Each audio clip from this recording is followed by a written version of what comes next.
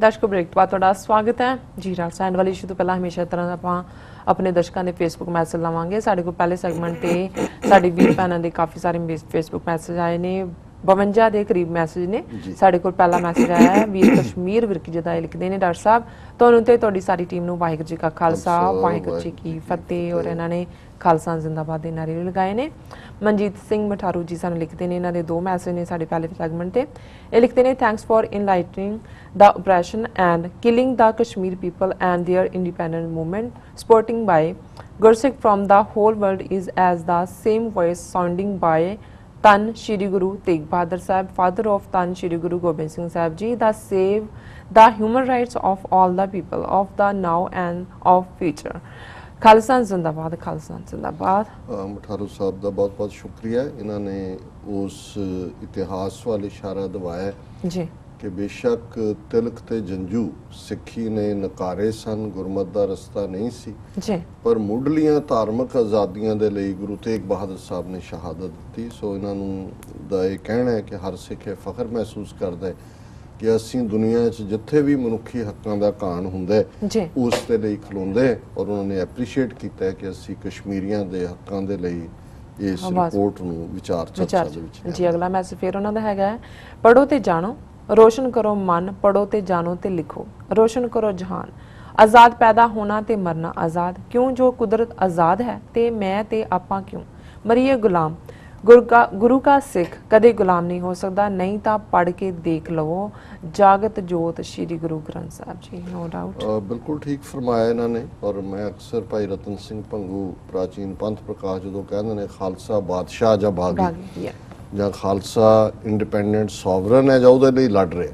ਗੁਲਾਮੀ state of mind ਹੈ ਜਿਹੜੀ ਸਿੱਖਾਂ ਨੇ ਕਦੇ ਨਹੀਂ ਕਬੂਲੀ, ਨਾ ਹੀ ਕਦੇ ਕਬੂਲਣਗੇ ਜੀ। ਅੱਗੇ ਸਰਜੀਤ ਸਿੰਘ ਬੈਂਸ ਸਾਨੂੰ ਲਿਖਦੇ ਨੇ, ਸਤਿ ਸ਼੍ਰੀ ਅਕਾਲ ਡਾਕਟਰ ਸਾਹਿਬ ਐਂਡ ਸਿਸਟਰ ਜੀ, ਥੈਂਕ ਯੂ ਸੋ ਮਚ ਸਾਰਿਆਂ ਦਾ ਸਾਨੂੰ ਲਿਖਣ ਵਾਸਤੇ। ਅਗਲੇ ਸੈਗਮੈਂਟ ਤੇ ਵੀ ਆਪਾਂ ਦੇਖਦੇ ਹਾਂ ਸ਼ਾਹਿਦ ਅਲੀ ਖਾਲਿਸਤਾਨੀ ਜਿਹੜੇ ਨੇ ਉਹ ਸਤਿ ਸ਼੍ਰੀ ਅਕਾਲ, ਸਲਾਮ ਅਲੈਕਮ TV 84 ਤੇ ਸਾਰੇ ਵੀਰਾਂ ਭੈਣਾਂ ਨੂੰ ईद मुबारक मेरे वालों। असी क्योंकि अज अखीरला रोज़ है तो कल मैं सोचता सी कि मैं ईद नाल संबंधित मुबारकबाद भी देंगा और इस उत्ते विचार चर्चा भी करांगे। पर क्योंकि ऑलरेडी शाहिद अली साहब साडे तो एडवांस ने टाइम दे विच भी और लिखण च भी, सो शाहिद अली साहब तुहाडे नाल खालिस्तानी देख के ही स्वाद आ जांदा। तुहानूं भी ईद बहुत बहुत मुबारक। इस तरह ही जड़े ने कृपाल चीमा राज करेगा खालसा जी, ज़ाहिर है कि सॉवरन सिख ने और असी पोलिटिकल पावर ज़रूर हासिल करांगे। और मठारू साहब ने फिर Sikh detainees are going through so painful traumatic confinement of June 1984, how long this will continue, awake and rise from the whole world, Sikhs unite। सो इन्हां दे अंदर पंथक दर्द प्यार है कि भाई सिखो इकट्ठे होवो और अपनी आज़ादी लो, गुलामी दे संगल तोड़ो। Rinku Chahal demanding anything from India is to insulting ourselves, Khalistan will be made by self. Self का मतलब है खालसे ने बनाने। इन्हां तो असीं किसी भी कंसैशन की मंग करिए जां इन्हां तो कोई राहत की आस करिए, ये अपने आप नूं फर्दर इंसल्ट करना है। और असीं उन्हां दे विचार दे नाल बिल्कुल सहमत है। विरेंद्र सिंह उन्होंने लिखा नॉट 1919 बट 2019, ये पता नहीं कोई करेक्शन कराई है। You mean 2019 elections in both English and Punjabi, you have 1919। हो सकता असीं दो लिखण दे वेले जिहड़ा है ਉਹਦੇ ਚ ਇਹਨਾਂ ਨੇ 1919 ਲਿਖਿਆ ਹੋਇਆ 2019 ਦੀ ਥਾਂ ਤੇ। ਅਮਰਵੀਰ ਸਿੰਘ ਕਰੈਕਟ ਵੀ ਕਰ ਲਓ ਜੀ। ਥਰਡ ਟੌਪਿਕ ਹੁਣ ਤਾਂ ਨਹੀਂ ਹੈ, ਹੋਰ ਤਾਂ ਨਹੀਂ ਕੁਝ ਪੜ੍ਹ ਨਹੀਂ ਕੁਝ ਨਹੀਂ ਹੈਗਾ ਜੀ। 2019 ਚੋਣਾਂ ਬੀਜੇਪੀ ਦਾ ਥੱਲੇ ਨੂੰ ਜਾ ਰਿਹਾ ਗ੍ਰਾਫ ਜੀ। 22 ਇਲੈਕਸ਼ਨਾਂ यूपी ਚ ਹੋਏ, ਕਰਨਾਟਕਾ ਚ ਹੋਏ, ਬਿਹਾਰ ਚ ਹੋਏ, ਛਿੱਤਰ ਪਰੇਡ ਹੋਈ ਸਾਰੇ ਪਾਸੇ।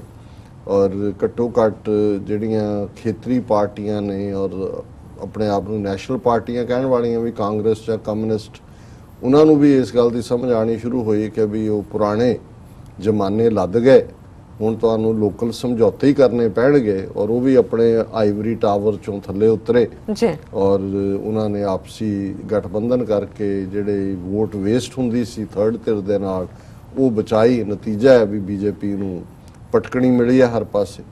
लेकिन ਜਿਨ੍ਹਾਂ ਨੇ 90-95 ਸਾਲ 'ਚ ਪੋਰੀਆ ਕਰਕੇ ਇਹ ਆਪਣਾ ਕਿਲਾ ਬਣਾਇਆ ਹਿੰਦੂਤਵਾ ਦਾ, ਉਹ ਇਹਨੂੰ ਹੱਥੋਂ ਜਾਣ ਨਹੀਂ ਦੇਣਗੇ ਜੀ। ਔਰ ਉਹ ਉਹਦੇ ਲਈ ਕੀ ਕਰ ਸਕਦੇ ਨੇ, ਕੀ ਕਰਨਗੇ, ਕਿਸ ਹੱਦ ਤੱਕ ਜਾਣਗੇ, ਉਹਦਾ ਸ਼ਾਇਦ ਸਾਡੇ ਵਰਗੇ ਲੋਕ ਜਿਹੜੇ ਆਪਣੇ ਵੱਲੋਂ ਅਸੀਂ ਸਮਝਦੇ ਹਾਂ ਵੀ ਅਸੀਂ ਬਹੁਤ ਕੁਝ ਇਹਨਾਂ ਬਾਰੇ ਜਾਣਦੇ, ਸ਼ਾਇਦ ਸਾਨੂੰ ਵੀ ਜੇ ਕਹੋ ਕਿ ਵੀ ਰੇਤ ਜਿੰਨਾ ਹੀ ਅਹਿਸਾਸ ਹੈ ਇਹਨਾਂ ਦੀਆਂ ਨੀਤੀਆਂ ਦਾ, ਸਮੁੰਦਰ ਦੇ ਕੰਢੇ ਪਈ ਦਾ, ਰਾਦਰ ਇਹਨਾਂ ਦੀਆਂ ਨੀਤੀਆਂ ਸਮਝਣ। ਪਰ ਤੁਸੀਂ ਜਿਹੜੇ ਲੱਛਣ ਥਾਂ ਥਾਂ ਹੀ ਦੇਖਦੇ ਹੋ, ਕੁਝ ਬਿਆਨਬਾਜ਼ੀਆਂ ਦੇਖਦੇ ਹੋ, ਕੁਝ ਉਹਨਾਂ ਦੇ ਜਿਹੜੀਆਂ ਪ੍ਰੈਸ ਸਟੇਟਮੈਂਟਸ ਤੋਂ ਅੰਦਾਜ਼ਾ ਲਾਉਂਦੇ, ਤੁਹਾਨੂੰ ਅੰਦਾਜ਼ਾ ਹੁੰਦਾ ਹੈ ਕਿ ਵੀ ਇਹ ਕਿੱਧਰ ਨੂੰ ਜਾਣਗੇ। ਔਰ ਇਹ ਲੱਗਦਾ ਹੈ ਕਿ 2019 ਦੀਆਂ ਜਿਹੜੀਆਂ ਚੋਣਾਂ ਨੇ ਉਹ ਵੀ ਉਸ ਪੋਲਰਾਈਜੇਸ਼ਨ ਦੇ ਥੱਲੇ, ਜਿਹਦੇ ਥੱਲੇ ਮੁਸਲਮਾਨਾਂ, ਈਸਾਈਆਂ, ਸਿੱਖਾਂ ਦੇ ਲਈ ਨਫ਼ਰਤ ਔਰ ਹਿੰਦੂ ਵੋਟ ਨੂੰ ਇਕੱਠਾ ਕਰਨਾ, ਕਸ਼ਮੀਰ ਦਾ ਮੁੱਦਾ ਆਲਰੇਡੀ ਉਹਨਾਂ ਨੇ ਬੋਇਲਡ ਰੱਖਿਆ ਹੋਇਆ ਹੈ, ਪਾਕਿਸਤਾਨ ਦੇ ਨਾਲ ਵੀ ਜਿਹੜੀ ਹੈ ਉਹ ਲਗਾਤਾਰ ਕ੍ਰਾਸ ਬਾਰਡਰ ਫਾਇਰਿੰਗ ਇਹੀ ਪ੍ਰਵੋਕ ਕਰਦੇ ਨੇ ਤੇ ਫਿਰ ਜਿਹੜਾ ਇਹਨਾਂ ਦਾ ਮਾੜਾ ਮੋਟਾ ਨੁਕਸਾਨ ਹੁੰਦਾ ਹੈ ਉਹਨੂੰ ਦੱਸਦੇ ਨੇ ਜੀ ਉਹਨਾਂ ਨੇ ਵੀ ਕਰ ਦਿੱਤਾ। ਇਹ ਉੱਥੇ ਕਿੰਨੇ ਹੋਰ ਬੇਗੁਨਾਹ ਨੂੰ ਮਾਰਦੇ ਨੇ ਉਹਦਾ ਕਦੇ ਲੇਖਾ ਨਹੀਂ ਸਾਹਮਣੇ ਆਉਂਦਾ। ਔਰ ਹੁਣ ਜਦੋਂ ਅਸੀਂ ਦੇਖ ਰਹੇ ਹਾਂ ਕਿ ਪਿਛਲੇ ਦਿਨਾਂ ਦੀ ਜਿਹੜੀ ਖਬਰ ਤਾਜ ਮਹਿਲ, ਹੁਣ ਤਾਜ ਮਹਿਲ ਕਿਸੇ ਵੇਲੇ 7 ਵੰਡਰਸ ਆਫ ਦਾ ਵਰਲਡ, ਦੁਨੀਆ ਦੇ 7 ਅਜੂਬੇ, ਔਰ ਅੱਜ ਹੀ ਮੈਂ ਕਿਤੇ ਦੇਖ ਰਿਹਾ ਸੀ ਕਿ 1977 ਦੇ ਵਿੱਚ ਜਦੋਂ ਵੋਏਜਰ ਜਿਹੜਾ ਹੈ ਉਹ ਸਪੇਸ ਦੇ ਵਿੱਚ ਅਮਰੀਕਾ ਨੇ ਭੇਜਿਆ ਔਰ ਉਹਦੇ 'ਚ 115 ਇਮੇਜ ਰੱਖੇ ਹੋਏ ਸੀ ਜਿਨ੍ਹਾਂ ਦੇ ਵਿੱਚ ਇੱਕ ਤਾਜ ਮਹਿਲ ਦਾ ਵੀ ਸੀ। ਔਰ ਉਹਨਾਂ ਇਮੇਜਸ ਦਾ ਮਤਲਬ ਇਹ ਸੀ ਕਿ ਜੇ ਇਸ ਵੋਏਜਰ ਨੂੰ ਜਿਹੜੇ ਏਲੀਅਨ ਨੇ, ਦੂਸਰੇ ਥਾਵਾਂ ਤੇ ਰਹਿਣ ਵਾਲੇ ਲੋਕ ਜਿਹੜਾ ਇੱਕ ਬਿਲੀਫ ਆ ਇੰਟਰਸੈਪਟ ਕਰ ਲੈਣ ਤੇ ਉਹਨਾਂ ਨੂੰ ਪਤਾ ਲੱਗੇ ਕਿ ਧਰਤੀ ਦੇ ਉੱਤੇ ਤਾਜ ਮਹਿਲ ਵਰਗੀ ਖੂਬਸੂਰਤ ਇਮਾਰਤ ਵੀ ਹੈ ਜੀ। ਸੋ ਇਹ ਇੱਕ ਬੜਾ ਵੱਡਾ ਆਨਰ ਸੀ। ਔਰ ਦੁਨੀਆ ਦੇ ਵਿੱਚ ਜਦੋਂ ਵੀ ਭਾਰਤ ਦੇ ਲਈ ਜਿਹੜੀ ਕਿ ਇੱਕ ਟੂਰਿਸਟ ਇੰਡਸਟਰੀ ਦੇ ਨਾਤੇ ਆਪਣੀ ਫੋਰਨ ਐਕਸਚੇਂਜ ਵੀ ਬਣਾਉਂਦਾ, ਉਹਦੇ 'ਚ ਜਿਹੜੀ ਸਭ ਤੋਂ ਜ਼ਿਆਦਾ ਉਹਨਾਂ ਦੇ ਲਈ ਸੈਲਿੰਗ ਚਿਪ ਹੁੰਦੀ ਹੈ ਉਹ ਤਾਜ ਮਹਿਲ ਹੁੰਦੀ ਹੈ ਕਿਉਂਕਿ ਉਹਦੇ ਨਾਲ ਇਕੱਲਾ ਇਹੀ ਨਹੀਂ ਹੈ ਕਿ ਵੀ ਉਹ ਇੱਕ ਸੰਗਮਰਮਰ ਦਾ ਚਿੱਟਾ ਜਿਹੜਾ ਹੈ ਇੱਕ ਸਟਰਕਚਰ ਹੈ, ਪਰ ਕਿਉਂਕਿ ਦੁਨੀਆ ਦੇ ਵਿੱਚ ਪਿਆਰ ਜਾਂ ਮੁਹੱਬਤ ਜਾਂ ਮਨੁੱਖੀ ਸਬੰਧ, ਪਤੀ ਪਤਨੀ ਸਬੰਧ, ਇਹ ਸਾਰੇ ਜਿਹੜੇ ਨੇ ਇਹਨਾਂ ਦੀ ਇਮਾਰਤ ਮੁਹੱਬਤ ਦੇ ਉੱਤੇ ਔਰ ਤਾਜ ਮਹਿਲ ਦੇ ਨਾਲ ਜੁੜਿਆ ਹੋਇਆ ਜਿਹੜਾ ਕਿੱਸਾ ਹੈ ਉਹ ਸ਼ਾਹਜਹਾਂ ਦਾ ਔਰ ਉਸ ਦੀ ਮਰ ਰਹੀ ਬੇਗਮ ਮੁਮਤਾਜ਼ ਮਹਿਲ, ਜਿਸ ਨੂੰ ਉਹਨੇ ਕਿਹਾ ਕਿ ਮੈਂ ਤੇਰੀ ਯਾਦ 'ਚ ਐਸਾ ਕੁਝ ਕਰਾਂਗਾ, ਤੂੰ ਜਾ ਰਹੀ ਹੈ ਦੁਨੀਆ ਤੋਂ, ਮੈਂ ਤੇਰੇ ਬਿਨਾ ਜੀਵਾਂਗਾ ਵੀ ਪਰ ਮੈਂ ਤੈਨੂੰ ਅਮਰ ਕਰ ਦਿਆਂਗਾ। ਔਰ ਜ਼ਾਹਰ ਹੈ ਕਿ ਉਸ ਨੂੰ ਜਦੋਂ ਮੋਨੂਮੈਂਟ ਆਫ ਲਵ ਕਿਹਾ ਜਾਂਦਾ ਹੈ, ਇਹ ਵੱਖਰੀ ਗੱਲ ਹੈ। ਅਸੀਂ ਡਿਫਰੈਂਟ ਪਰਸਪੈਕਟਿਵ ਜਿਨ੍ਹਾਂ ਦੇ ਵਿੱਚ ਸਾਹਿਰ ਲੁਧਿਆਣਵੀ ਨੇ ਉਹਨੇ ਇੱਕ ਡਿਫਰੈਂਟ ਪਰਸਪੈਕਟਿਵ ਦਿੱਤਾ ਸੀ ਜਦੋਂ ਉਹਨੇ ਕਿਹਾ ਕਿ ਇੱਕ ਸ਼ਹਿਨशाह ने बना के ताज महल हम गरीबों की मोहब्बत का उड़ाया है मजाक। वो एक वखरा जिहड़ा सोशलिस्टिक और ह्यूमैनिटेरियन आस्पैक्ट है। फिर एडलस हक्सले वर्गा आर्कीटैक्ट जिन्हें ਉਹਦੇ ਉਸ ਦੀ ਜਿਹੜੀ ਆਰਕੀਟੈਕਚਰਲ ਬਿਊਟੀ ਹੈ ਉਹਦੇ ਤੇ ਵੀ ਸਵਾਲੀਆ ਨਿਸ਼ਾਨ ਚੁੱਕਿਆ। ਪਰ ਇਹਦੇ 'ਚ ਕੋਈ ਸ਼ੱਕ ਨਹੀਂ ਹੈ ਕਿ ਭਾਰਤ ਦੇ ਵਿੱਚ ਔਰ ਦੁਨੀਆ ਦੇ ਵਿੱਚ ਜਦੋਂ ਅਸੀਂ ਪਿਰਾਮਿਡਸ ਔਰ ਗ੍ਰੈਂਡ ਕੈਨੀਅਨਸ ਔਰ ਦੂਸਰੇ ਅਜੂਬਿਆਂ ਦੀ ਗੱਲ ਕਰਦੇ ਤੇ ਤਾਜ ਮਹਿਲ ਆਪਣੇ ਆਪ ਦੇ ਵਿੱਚ ਇੱਕ ਮੋਨੂਮੈਂਟ ਆਫ ਲਵ ਦੇ ਤੌਰ ਤੇ ਜਾਣਿਆ ਜਾਂਦਾ। ਹੁਣ ਹਿੰਦੂ ਤਵੀਆਂ ਨੂੰ, ਕਿਉਂਕਿ ਇਹਨਾਂ ਦੇ ਕੋਲ ਮੈਂ ਜਦੋਂ ਅੱਜ ਇੱਕ ਖਬਰ ਦੇਖ ਰਿਹਾ ਸੀ ਕਿ ਜੀ ਮਨੋਹਰ ਪਾਰੇਕਰ ਗੋਆ ਦਾ ਚੀਫ ਮਿਨਿਸਟਰ ਜਿਹੜਾ ਕਿੰਨੇ ਮਹੀਨੇ ਪਤਾ ਨਹੀਂ ਇਲਾਜ ਦੇ ਲਈ ਅਮਰੀਕਾ ਆਇਆ ਸੀ, ਉਹਦੇ ਤੋਂ ਵਾਪਸ ਗਿਆ, ਹੁਣ ਉਹ ਤੰਦਰੁਸਤ ਹੋ ਕੇ। ਮੈਂ ਕਿਹਾ ਇਹਨਾਂ ਨੂੰ ਸ਼ਰਮ ਨਹੀਂ ਆਉਂਦੀ ਕਿ ਵੀ ਜਦੋਂ ਇਹ ਇੱਧਰ ਇਲਾਜ ਲਈ ਆਉਂਦੇ ਨੇ ਇਹਨਾਂ ਦੀਆਂ ਹਰ ਚੀਜ਼ ਇਸਤੇਮਾਲ ਕਰਦੇ ਨੇ ਜੋ ਕੁਝ ਇਹਨਾਂ ਦੇ ਸਾਇੰਸਦਾਨਾਂ ਦੂਜਿਆਂ ਨੇ ਬਣਾਇਆ, ਔਰ ਉੱਥੇ ਕਲੇਮ ਕਰਨਗੇ ਕਿ ਜੀ ਸਾਡੇ ਪੁਰਖੇ ਪਲਾਸਟਿਕ ਸਰਜਰੀ ਕਰਦੇ ਸੀ, ਅਸੀਂ ਜਿਹੜਾ ਉਹ ਫਲਾਣਾ। ਉਹ ਇੱਕ ਯੂਪੀ ਦਾ ਵਜ਼ੀਰ ਕਹਿੰਦਾ ਕਿ ਸੀਤਾ ਜਿਹੜੀ ਧਰਤੀ ਦੇ ਘੜੇ ਚੋਂ ਨਿਕਲੀ ਸੀ ਉਹ ਸ਼ੋਅ ਕਰਦੀ ਕਿ ਅਸੀਂ ਟੈਸਟ ਟਿਊਬ ਬੇਬੀਜ਼ ਬਣਾਈਆਂ ਹੋਈਆਂ, ਉਹ ਸਾਡੀ ਜਿਹੜੀ ਹੈ ਉਹ ਟੈਸਟ ਟਿਊਬ ਬੇਬੀਜ਼। ਹੱਦ ਹੋ ਗਈ ਹੈ ਨਾ। ਕਿਸੇ ਹਿੰਦੂ ਵਕੀਲ ਨੇ ਉਹਦੇ ਖਿਲਾਫ ਜਿਹੜਾ ਉਹ ਹੱਦ ਤੱਕ ਧਾਰਮਿਕ ਜਜ਼ਬਾਤਾਂ ਨੂੰ ਠੇਸ ਪਹੁੰਚਾਉਣ ਦਾ ਕਿਹਾ ਵੀ ਤੁਸੀਂ ਉਹਨੂੰ ਘੜੇ 'ਚ ਉਹਦਾ, ਹੁਣ ਉਹਨੂੰ ਮੈਂ ਕਹਿ ਨਹੀਂ ਸਕਦਾ ਸ਼ਬਦ ਵੀ ਉਹ ਕੀ ਹੋਰ ਬਣ ਜਾਂਦਾ ਉਹਦਾ ਵੀ ਘੜੇ 'ਚੋਂ ਕੱਢਿਆ ਜਨਕ ਨੇ। ਉਹ ਕਹਿੰਦਾ ਇਹ ਸ਼ੋਅ ਕਰਦਾ ਸਾਡੀ ਟੈਕਨੋਲੋਜੀ ਕਿ ਵੀ ਇਹ ਟੈਸਟ ਟਿਊਬ ਅਸੀਂ ਡਿਵੈਲਪ ਕੀਤੀ ਹੋਈ ਸੀ। ਤਾਂ ਮੈਂ ਕਿਹਾ ਹੁਣ ਇੱਥੇ ਆ ਕੇ ਤੁਸੀਂ ਇਲਾਜ ਕਰਵਾ ਕੇ ਉਹਨਾਂ ਦੀ ਸਾਰੀ ਟੈਕਨੋਲੋਜੀ ਇਸਤੇਮਾਲ ਕਰਕੇ ਉੱਥੇ ਲੋਕਾਂ ਨੂੰ ਝੂਠ ਵੇਚੋਗੇ ਔਰ ਵੇਚ ਰਹੇ ਨੇ ਲਗਾਤਾਰ। ਤਾਂ ਨਾਲ ਮੋਦੀ ਜਿਹੜਾ ਸਾਇੰਸਦਾਨਾਂ 'ਚ ਕਹਿ ਰਿਹਾ ਦੇਖੋ ਜੀ ਸਾਡੀ ਪਲਾਸਟਿਕ ਸਰਜਰੀ ਹਾਥੀ ਦਾ ਸਿਰ ਦੇਖੋ ਬੰਦੇ ਦੇ ਉੱਤੇ ਲਾਤਾ।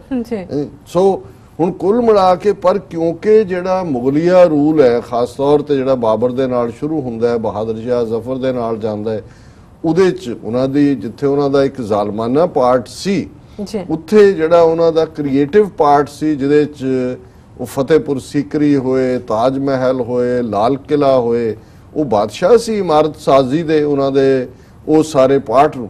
ਹੁਣ ਉਹਨੂੰ ਪਹਿਲਾਂ ਤਾਂ ਇਹਨਾਂ ਨੇ ਕਾਫੀ ਲੰਬਾ ਵਕਤ ਇਹ ਇਹਨਾਂ ਦੀ ਰਹੀ ਹੈ ਥਿਉਰੀ ਕਿ ਜੀ ਇਹ ਤਾਂ ਤਾਜੋ ਮੰਦਰ ਸੀ ਔਰ ਇਹ ਸ਼ਾਹਜਹਾਨ ਨੇ ਉਸ ਦੇ ਉੱਤੇ ਬਸ ਮੰਦਰ ਤੇ ਕਬਜ਼ਾ ਕਰਕੇ ਉਹਦਾ ਨਾਮ ਉਹਨੇ ਰੱਖਤਾ। ਇਹ ਬਾਕੀ ਜਿਹੜਾ ਨੈਰੇਟਿਵ ਹੈ ਇੰਨੇ ਹਜ਼ਾਰ ਮਜ਼ਦੂਰ ਲੱਗੇ, ਇੰਨਾ ਸਾਲ ਲੱਗਾ, ਇੰਨਾ ਸੰਗਮਰਮਰ, ਇਹ ਸਭ ਝੂਠ ਹੈ। ਇਹ ਮੰਦਰ ਨੂੰ ਹੀ ਕਨਵਰਟ ਕੀਤਾ ਜਿਵੇਂ ਇਹਨਾਂ ਨੇ ਬਾਬਰੀ ਮਸਜਿਦ ਨੂੰ ਜਿਹੜਾ ਉਹ ਰਾਮ ਜਨਮ ਮੰਦਰ ਬਣਾ ਦਿੱਤਾ ਔਰ ਦੂਸਰਿਆਂ ਬਾਰੇ ਪ੍ਰੋਪੇਗੈਂਡਾ ਕਰਦੇ ਨੇ। ਪਰ ਕਿਉਂਕਿ ਆਲਰੇਡੀ ਇਹ ਇੰਟਰਨੈਸ਼ਨਲ ਹੈਰੀਟੇਜ ਸਾਈਟ ਵੀ ਹੈ ਔਰ ਇੰਟਰਨੈਸ਼ਨਲੀ ਇਸ ਲੈਵਲ ਤੱਕ ਗੱਲ ਜਾ ਚੁੱਕੀ ਹੈ ਕਿ ਵੀ ਇਹਨਾਂ ਦੇ ਲਈ ਹੁਣ ਉਹਨੂੰ ਬਾਬਰੀ ਮਸਜਿਦ ਵਾਂਗ ਢਾਣਾ ਤੇ ਉੱਥੇ ਸ਼ਿਵਲਿੰਗ ਰੱਖਣਾ ਸੌਖਾ ਨਹੀਂ ਹੈ।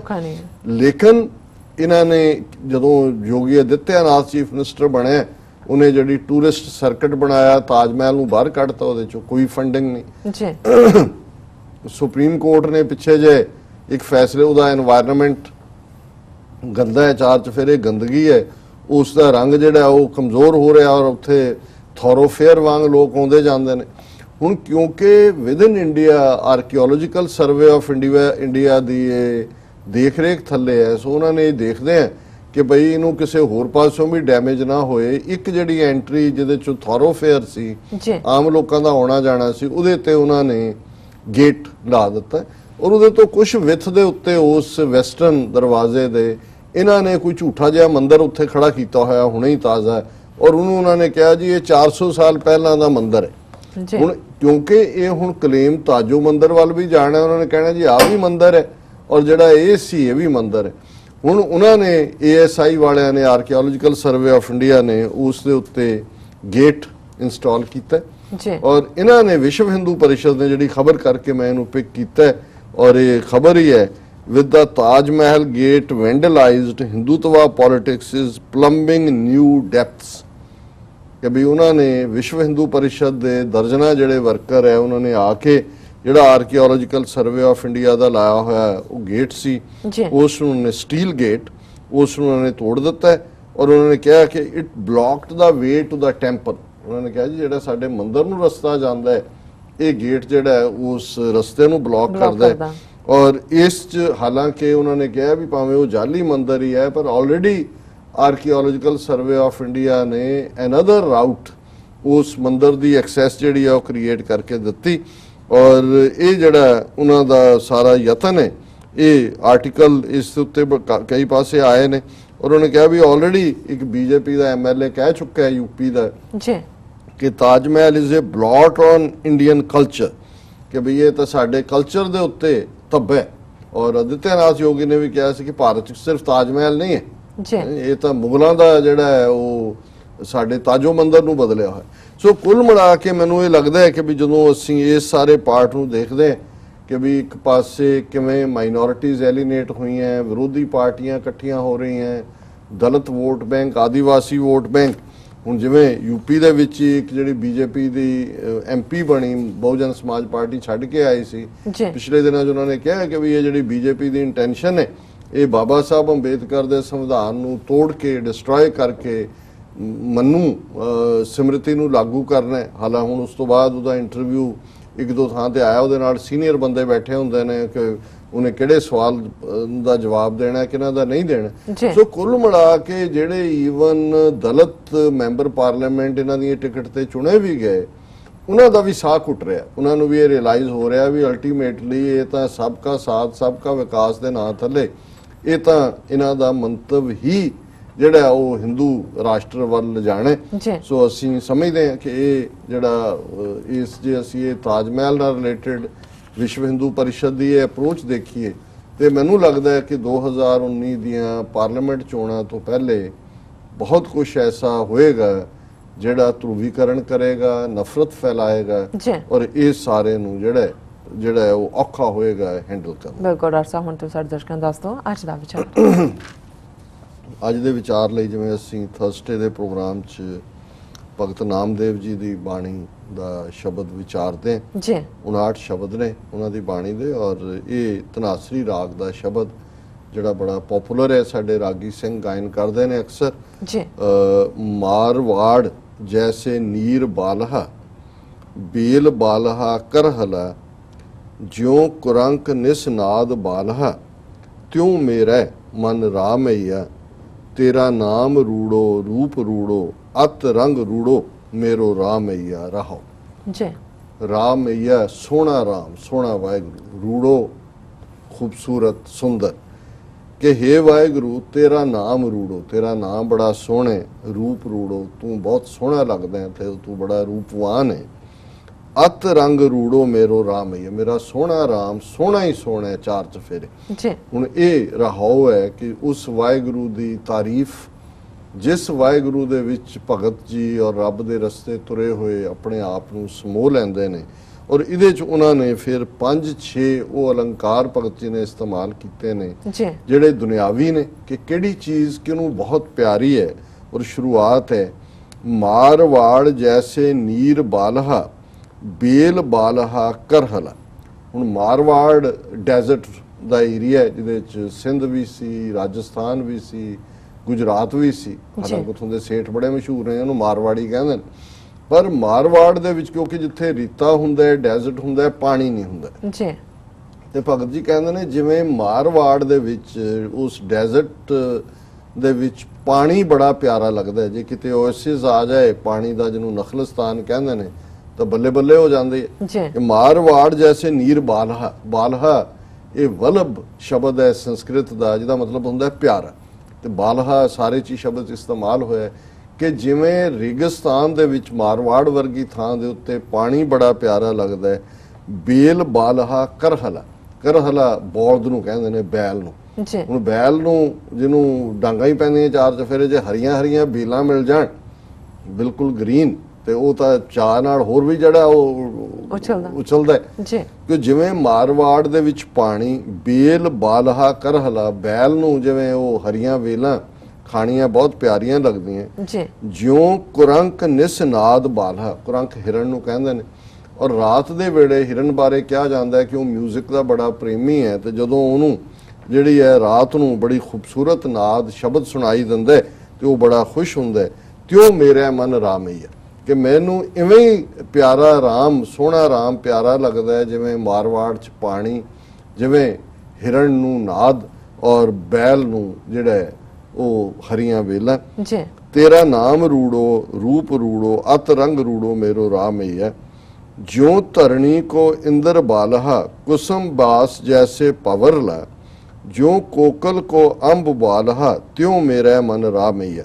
ਜਿਵੇਂ ਜਦੋਂ ਧਰਤੀ ਗਰਮੀ ਦੇ ਨਾਲ ਬਲ ਰਹੀ ਹੁੰਦੀ ਹੈ, ਇੰਦਰ, ਕਿਉਂਕਿ ਪਾਣੀ ਦਾ ਦੇਵਤਾ ਇੰਦਰ ਕਿਹਾ ਜਾਂਦਾ ਜੀ ਕਿ ਵੀ ਜਦੋਂ ਮੀਂਹ ਵਰਦਾ ਤੇ ਧਰਤੀ ਨੂੰ ਜਿਹੜੀ ਖੁਸ਼ੀ ਮਿਲਦੀ ਹੈ ਜਦੋਂ ਕਿ ਉਹ ਪਿਆਸੀ ਹੈ ਧਰਤੀ, ਔਰ ਜਿਵੇਂ ਕੁਸਮ ਬਾਸ ਜੈਸੇ ਭਵਰਲਾ, ਕਿ ਜਿਵੇਂ ਭੌਰਾ ਜਦੋਂ ਫੁੱਲ ਦੇ ਆਲੇ ਦੁਆਲੇ ਘੁੰਮਦਾ ਹੈ ਤੇ ਜਿਹੜੀ ਫੁੱਲ ਦੀ ਖੁਸ਼ਬੂ ਹੈ ਜਿਵੇਂ ਉਸ ਨੂੰ ਮੋਹਿਤ ਕਰਦੀ ਹੈ। ਜੀ ਜਿਉਂ ਕੋਕਲ ਕੋ ਅੰਬ ਬਾਲਹਾ, ਜਿਵੇਂ ਕੋਕਲ ਕੋਇਲ ਕੋਇਲ ਅੰਬ ਦੇ ਉੱਤੇ ਬੈਠ ਕੇ ਮਿੱਠੇ ਮਿੱਠੇ ਗੀਤ ਗਾਉਂਦੀ ਹੈ, ਨਾਲੇ ਅੰਬ ਨੂੰ ਚੁੰਝਾਂ ਮਾਰਦੀ ਹੈ, ਉਹਦਾ ਮਿਠਾਸ ਲੈਂਦੀ ਹੈ, ਜੀ ਨਾਲੇ ਭਾਵੇਂ ਦਰਦਨਾਕ ਗੀਤ ਹੀ ਗਾਉਂਦੀ ਹੈ, ਸਾਨੂੰ ਲੱਗਦੇ ਨੇ ਦਰਦਨਾਕ, ਆਪਣੇ ਵੱਲੋਂ ਤਾਂ ਖੁਸ਼ ਹੀ ਖੁਸ਼ ਹੈ। ਹੈ। ਤੇ ਉਹ ਮੇਰਾ ਮਨ ਰਾਮਈਆ, ਕਿ ਇਸੇ ਤਰ੍ਹਾਂ ਮੇਰੇ ਲਈ ਰੱਬ ਜਿਹੜਾ ਪਿਆਰਾ ਹੈ, ਜਿਵੇਂ ਕੋਕਲ ਲਈ, ਕੋਇਲ ਲਈ ਅੰਬ, ਧਰਤੀ ਦੇ ਲਈ ਪਿਆਸੀ ਧਰਤੀ ਲਈ ਪਾਣੀ, ਔਰ ਫੁੱਲ ਦੇ ਲਈ ਜਿਹੜਾ ਕੁਸਮ ਦੇ ਭੌਰੇ ਲਈ ਕੁਸਮ।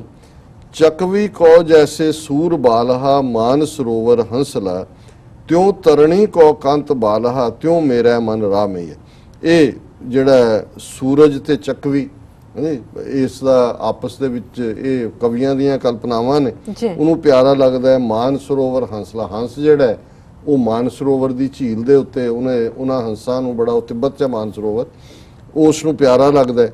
ਜਿਉਂ ਤਰਣੀ ਕੋ ਕੰਤ ਬਾਲਹਾ, ਜਿਵੇਂ ਜਵਾਨ ਇਸਤਰੀ ਨੂੰ, ਪਤਨੀ ਨੂੰ ਆਪਣਾ ਪਤੀ ਬੜਾ ਪਿਆਰਾ ਲੱਗਦਾ ਹੈ।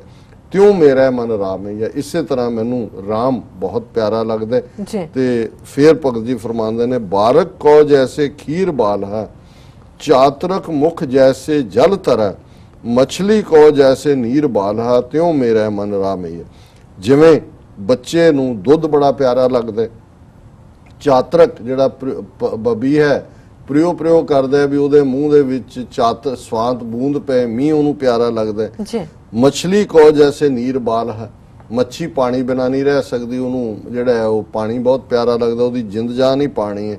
ਤਿਉ ਮੇਰਾ ਮਨ ਰਾਮਈਆ। ਇਵੇਂ ਹੀ ਮੇਰੇ ਮਨ ਨੂੰ ਜਿਹੜਾ ਮੇਰਾ ਸੋਹਣਾ ਰਾਮ, ਸੋਹਣਾ ਪਿਆਰਾ ਰੱਬ ਚੰਗਾ ਲੱਗਦਾ। ਅਖੀਰ 'ਚ ਭਗਤ ਜੀ ਨੇ ਫਰਮਾਇਆ, ਸਾਧਕ ਸਿੱਧ ਸਗਲ ਮੋਨ, ਸਾਧਕ ਸਿੱਧ ਸਗਲ ਮਨ ਚਾਹੇ, ਬਿਰਲੇ ਕਾਹੂ ਡੀਠਲਾ, ਸਗਲ ਭਵਨ ਤੇਰੋ ਨਾਮ ਬਾਲਹਾ, ਤਿਉ ਨਾਮੇ ਮਨ ਬੀਠਲਾ। ਕਿ ਸਾਰੇ ਹੀ ਸਿੱਧ ਜੋਗੀ, ਇਹ ਉਹਨਾਂ ਦੇ ਮਨ ਦੀ ਚਾਹਨਾ ਹੁੰਦੀ ਹੈ ਕਿ ਅਸੀਂ ਉਸ ਪਿਆਰੇ ਨੂੰ, ਵਾਹਿਗੁਰੂ ਨੂੰ ਮਿਲੀਏ, ਉਸ ਨੂੰ ਜਾਣੀਏ, ਉਸ ਨੂੰ ਦੇਖੀਏ। ਬਿਰਲੇ ਕਾਹੂ ਡੀਠਲਾ, ਪਰ ਕਿਸੇ ਵਿਰਲੇ ਦੇ ਹਿੱਸੇ ਆਉਂਦਾ ਹੈ ਕਿ ਉਸ ਨੂੰ ਰੱਬ ਦਾ ਦੀਦਾਰ ਹੋਏ। ਸਗਲ ਭਵਨ ਤੇਰੋ ਨਾਮ ਬਾਲਹਾ, ਕਿ ਸਾਰਾ ਭਵਨ ਇਸ ਦੁਨੀਆ 'ਚ ਤੇਰੇ ਨਾਮ ਦੀ ਚਾਹਨਾ ਵਾੜੇ ਨੇ। ਤਿਉ ਨਾਮੇ ਮਨ ਬੀਠਲਾ, ਬੀਠਲਾ ਦ੍ਰਿਖ ਜਿਹੜਾ ਮਾਇਆ ਤੋਂ ਪਰੇ ਹੈ। ਇਵੇਂ ਹੀ ਨਾਮਦੇਵ ਨੂੰ ਵੀ ਤੂੰ ਬਹੁਤ ਪਿਆਰਾ ਲੱਗਦਾ ਹੈ, ਜਿਹੜਾ ਮਾਇਆ ਤੋਂ ਪਰੇ, ਜਿਹੜਾ ਬਹੁਤ ਸੋਹਣਾ ਔਰ ਹਰ ਇੱਕ ਦੇ ਵਿੱਚ ਰਮਿਆ ਹੋਇਆ। ਜੀ ਡਾਕਟਰ ਸਾਹਿਬ, ਇਹ ਅੱਜ ਦਾ ਵਿਚਾਰ। ਤੁਹਾਡਾ ਬਹੁਤ ਬਹੁਤ ਸ਼ੁਕਰੀਆ, ਤੁਸੀਂ ਅੱਜ ਦੇ ਅਹਿਮ ਇਸ਼ੂ ਤੇ ਅੱਜ ਦਾ ਵਿਚਾਰ ਸਾਡੇ ਦਰਸ਼ਕਾਂ ਨਾਲ ਸਾਂਝਾ ਕੀਤਾ। ਅਸੀਂ ਆਪਣੇ ਵਿਊਅਰਸ ਕੋਲ ਲੈਣੀ ਇਜਾਜ਼ਤ। ਵਿਊਅਰਸ, ਤੁਹਾਡਾ ਬਹੁਤ ਬਹੁਤ ਸ਼ੁਕਰੀਆ, ਤੁਸੀਂ ਆਪਣੇ ਕੀਮਤੀ ਸਮੇਂ ਵਿੱਚ ਸਮਾਂ ਕੱਢ ਕੇ ਸਾਨੂੰ ਆਪਣੀ ਰਾਏ ਤੇ ਸੁਝਾਅ ਭੇਜੇ ਨੇ। ਤਾਂ ਇਸ ਤੋਂ ਪ੍ਰੇਰਿਤ ਰਹਿਣਾ ਸਾਡੇ ਇਸ ਪਤੇ ਤੇ SOS@tvd4.tv ਤੇ ਅਸੀਂ ਆਪਣਾ ਪ੍ਰੋਗਰਾਮ ਲੈ ਕੇ ਫਿਰ ਦੁਬਾਰਾ ਹਾਜ਼ਰ ਹੋਵਾਂਗੇ। ਤਦ ਤੱਕ ਲਈ ਮੈਨੂੰ ਉੱਤੇ ਆਪਣਾ ਸੁਣਾ ਗਿਆ ਦਿਓ। ਦੇਖਦੇ ਰਹੋ TV84। ਬੁਲਾ ਦਿਓ ਫਤਿਹ। ਵਾਹਿਗੁਰੂ ਜੀ ਕਾ ਖਾਲਸਾ, ਵਾਹਿਗੁਰੂ ਜੀ ਕੀ ਫਤਿਹ।